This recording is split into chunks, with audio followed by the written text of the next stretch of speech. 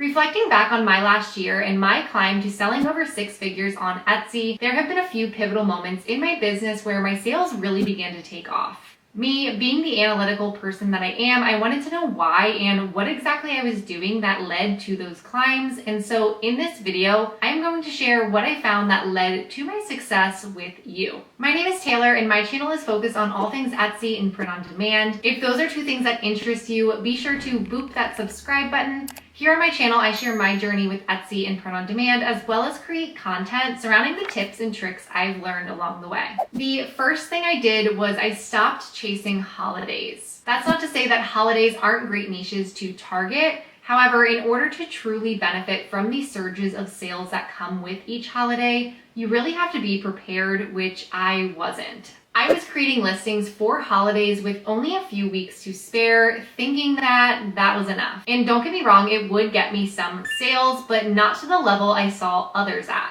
I really began focusing my strategy towards what would be selling in the coming 8 to 12 weeks. So what this looked like for me, towards the end of February and early March, I started focusing forward. This early work and strategy nearly doubled my sales from April to May during this time frame. My sales climbed to my first nearly 5-figure month. Looking back, I went from $5,450.37 all the way to $9,920.58.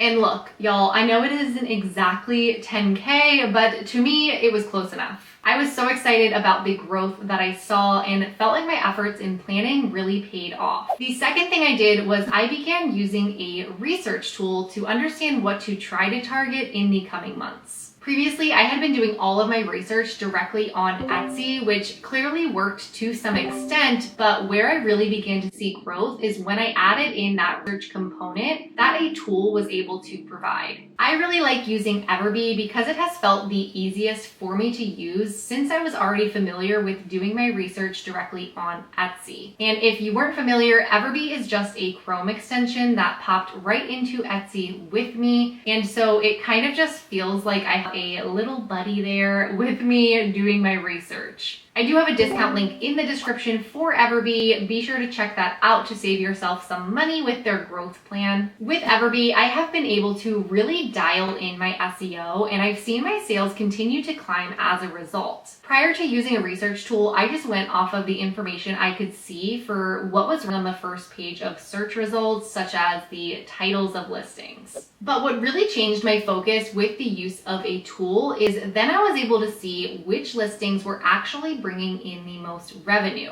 And I wanted to find the type of listings that had revenue numbers that aligned with my goals for myself and my print-on-demand business. When I first began, I started my shop with the intent to double my income, and I knew I wouldn't be able to do that if the niches I was targeting weren't consistently generating a decent amount of revenue. So I spent time researching larger niches and observing the common qualities of the best sellers within them. With EVERBEE, specifically able to analyze a bit more about each listing, such as the tags and the listing age. Finding bestsellers that were relatively new listings, like under 3 months in age, that also belonged to shops that were less than a year old, showed me and gave me the confidence that I can do that too. I can create the next bestseller and bring something new to those niches. The word oversaturation gets thrown around a lot in the print-on-demand community, to which I feel it's actually impossible to truly be oversaturated when new trends and new popular design styles emerge all the time. What is generating my sales that I see each month is not from the same products. Each month I have new bestsellers that are generating my revenue.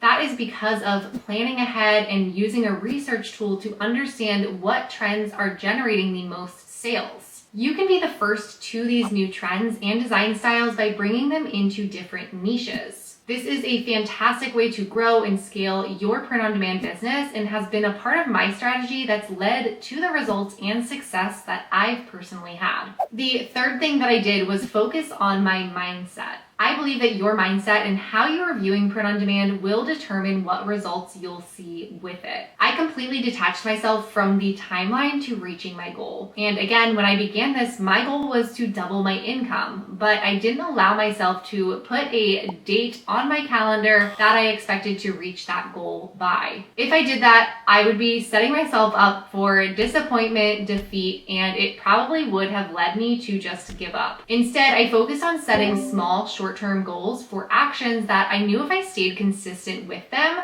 I would see results with time. At the end of the day, I can't make someone buy my items, I can't make Etsy bring traffic to my store, but I can control how I show up in my business every day, and that is where I set my accountability. These short-term goals I set would include things like creating 10 listings that week, or spend 20 minutes researching keywords or current bestsellers. These goals were completely dependent on me. If I didn't do them, there was nothing or nobody that I could blame other than myself. Most people fail with print on demand because their focus is towards the wrong things. They're attached to the end goal and aren't enjoying the process and putting the work that is needed into growing a successful, sustainable business. And so with that, if you're still here with me, I know that you are committed to growing and scaling your Etsy and print on demand business. And so I want to hear from you. What short-term goals are you setting for yourself today and for this week? Comment them down below, and I'd love for you to return to this video when you've finished that goal. Respond to your comment when you've done so that I can cheer you on. Starting and scaling a print on demand business is work. It does take time, but you can do it, and your dedication to getting to this point is what will set you apart from the rest. To learn more about how I reached my first 500 sales on Etsy, be sure to check out this video next. And as always, I hope you're having a wonderful morning, afternoon, evening, wherever you are in the world, and I will see you in the next one.